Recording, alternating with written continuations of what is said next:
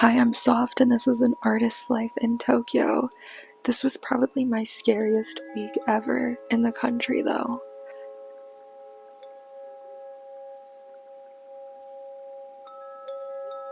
So things started off a little bit insecure already. I knew I had this really big task to address, and I had wanted to address it on Monday, first thing, but I had to wait because of my job that I had to do. It was all day, it was 2 hours outside of Tokyo, and there was no way I was going to be able to make it there and back to the government office.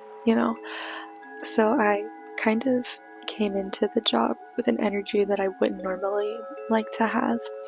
I was able to distract myself a little bit though. I was reading a lot of the Julia Fox memoir, and I had got back into Procreate. I haven't been drawing on Procreate in a insanely long time, but I got back into that, and I was also venting a little bit to the other models. I feel like those girls were just really emotionally intelligent, just kind of seeing that something was wrong. Also, there was just a lot of flashing lights and overstimulating stuff at this particular shoot, so I think we were all just kind of checking in with each other and making sure we were all okay. But I remember talking to this one girl and saying, it's a dream to be here, it's so beautiful, and I'm always having so much fun, and it kind of makes me feel stupid to feel sad or anxious in any way. And she encouraged me, and she said that it's okay to feel that way. I don't know how I feel about that statement. Maybe a little bit I agree with her, in a way I kind of also don't. And I was trying to find joy in the little things when I was telling her that I had no right to be anxious, trying to look around me and be appreciative in a way. But also, yeah, I think I do kind of have a right to feel a little bad and weird. And then the next day I went and tackled my big huge task that I had to do.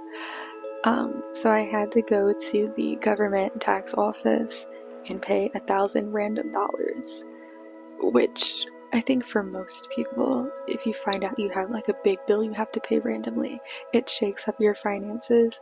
But for me, in the very middle of the month, with all of my other bills already paid and this fee that I had to pay, or else basically my visa won't get renewed, it was really scary.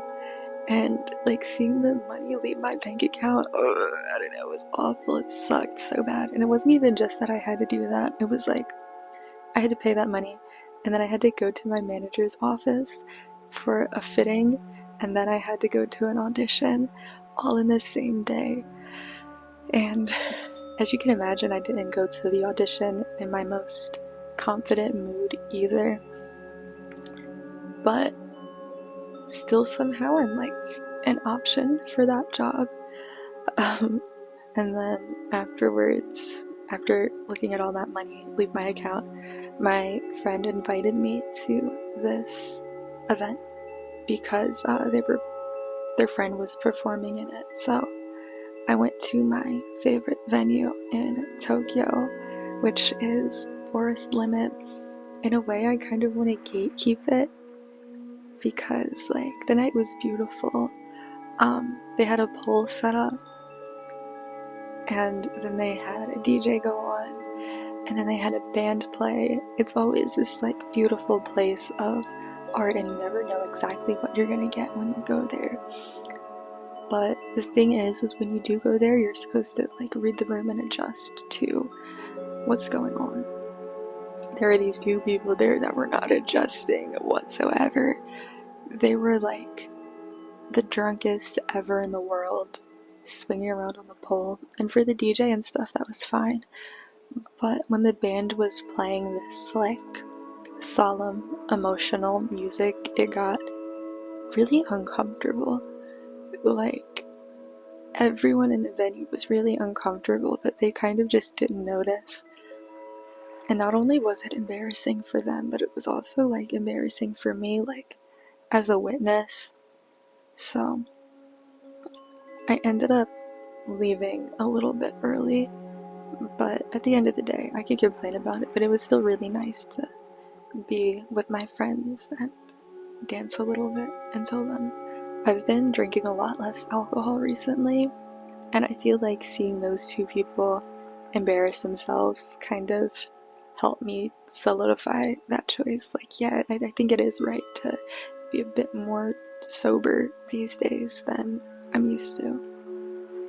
The next day, I had to go to work, and the JR lines were down, so people always say, like, oh, like, the trains always run on time in Tokyo. The trains are always so, like, amazing. They are 100%, but they're not foolproof, and it's not my fault necessarily that I was late, but I think this week was a real big shakeup to my nervous system. And because of that, I accidentally double booked myself too. And I was writing about it actually, that like insecurity puts you in insecure situations. And I really saw that so clearly when I realized I double booked myself. The reason I did it was because I did not think that I would get either of these jobs. So I wasn't careful about my schedule. I didn't see myself clearly enough, and so that caused me even more trouble. It caused me even more grief and chaos. But it was kind of a turning point in my week to realize that the insecurity and anxiety and the feeling sorry for myself had to stop, and I had to come up with a plan to move forward and to make things better for myself, because ultimately, like, taking care of myself, being confident in myself, these are the only ways to ensure that my life is good and livable, even. At this point in the week, though, I was broke completely, so I decided that I would go and sell this Yu-Gi-Oh card that I have. It's worth $800. I got banned on eBay trying to sell it, so I was like, I'm gonna go to Book Off and sell it in person. Little did I know, they do not take cards and stuff. Like, they pay like a base price for it. They don't look at how much it's worth. They just pay you for what it is. So I was kind of like, fuck, like, what am I going to do? And like, in my mind, like, this month was going to be okay, even though I was really stressed about money, because my DJ invoices would come through. They did not. I talked to the guy who was supposed to pay me for DJing, and he was like, yeah, like, I can't pay you until later on. But at this point, I only had like $20 to my name. $20 for a whole month, like, that's not going to work. But I ended up getting saved anyway. I got a random DM on Instagram from my ex's best friend. Is that making sense? My ex's best friend. I didn't think that she liked me. In fact, I'm still not convinced that she does. But she randomly booked me for this modeling gig that paid me $200 cash, same day, and somehow I was saved. And the week ended up okay. It was really chaotic, it was really hectic. My body is still not fully healed from the experience, but at the end of the day, I ended up being really lucky. I made a painting recently, and in the video of that painting, I said that my number one talent is being lucky. And I really can't see my life any other way. Things were hard, but as long as you remain faithful, one, and confident in yourself, two, I think things will work out.